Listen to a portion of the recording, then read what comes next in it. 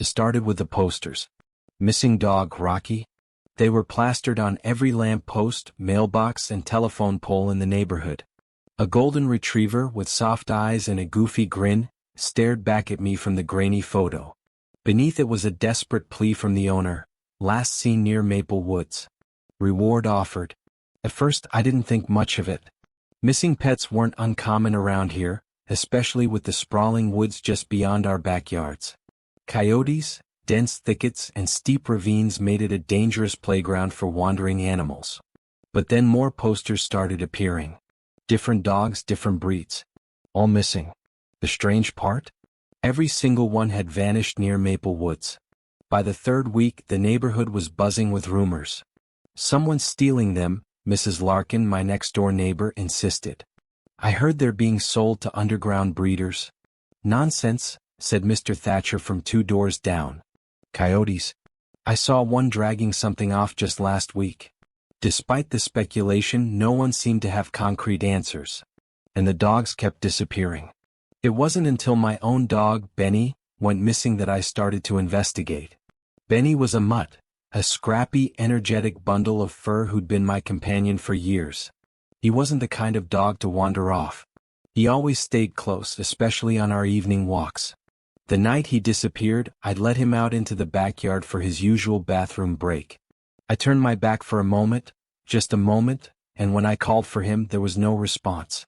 I searched the yard, then the block, then the edge of the woods. Nothing.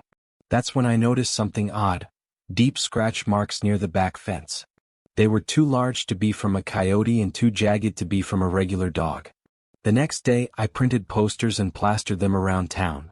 But as I taped one to a pole near the woods, I felt an eerie sensation, like I was being watched. I turned toward the trees. At first, I saw nothing but tangled branches and shifting shadows. But then I heard it, a low, guttural growl. Benny? I called, my voice trembling. The growl stopped. For a moment, there was only silence. Then, from somewhere deep within the woods, came a long, mournful howl. That night I couldn't sleep. Every time I closed my eyes, I heard that howl echoing in my mind. It wasn't just a dog's cry, it sounded wrong. Distorted, like multiple voices layered on top of each other. Around midnight, I decided I couldn't wait any longer. Armed with a flashlight and a sturdy walking stick, I headed into the woods. The trees loomed tall and oppressive, their gnarled branches blocking out the moonlight. The air was thick with the scent of damp earth and decaying leaves. As I ventured deeper, I found more of those strange scratch marks, on tree trunks, rocks, even the ground itself. And then I found the collar. Benny's collar, tangled in a patch of brambles. Benny? I shouted, panic rising in my chest. The woods answered with silence. I pressed on, following what seemed to be a faint trail. The deeper I went, the more unnatural the forest felt. The trees twisted in impossible ways, their trunks splitting and rejoining like veins. And then I saw it. A clearing, illuminated by the faint glow of the moon. In the center was a large stone slab, covered in deep grooves and markings. Surrounding it were bones, scattered, broken, some still bearing tufts of fur. My stomach churned as I realized what I was looking at. This wasn't just a dumping ground. It was an altar. Before I could process the scene, I heard movement behind me. I whipped around, shining my flashlight into the darkness. At first I saw nothing. But then 2 glowing eyes appeared in the distance. Benny? I whispered, my voice barely audible. The eyes moved closer and I caught a glimpse of a figure, large, canine, but wrong. Its body was emaciated, its fur matted and patchy. Its jaw hung open at an unnatural angle, revealing rows of jagged teeth. And then I saw its eyes, not just glowing but filled with an intelligence that didn't belong in any animal. It wasn't Benny. The creature lunged at me and I barely managed to dodge. My flashlight hit the ground, its beam flickering as I scrambled backward. Stay back. I shouted, swinging the stick wildly. The creature snarled but didn't retreat. It circled me, its movements unervingly deliberate as if it were toying with me. Then from the shadows more eyes appeared. One by one they emerged, twisted, monstrous versions of dogs, each more grotesque than the last.